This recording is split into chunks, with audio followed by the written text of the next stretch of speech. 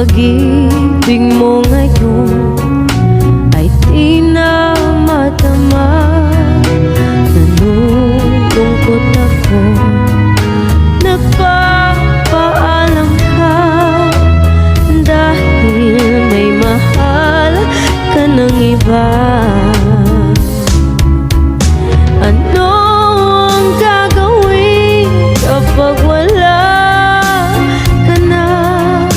Nasanay na ako na lagi nang ka-feeling ka. Ang buhay ko pala ay wala nang halaga kung iiwanan mong nag-iisa.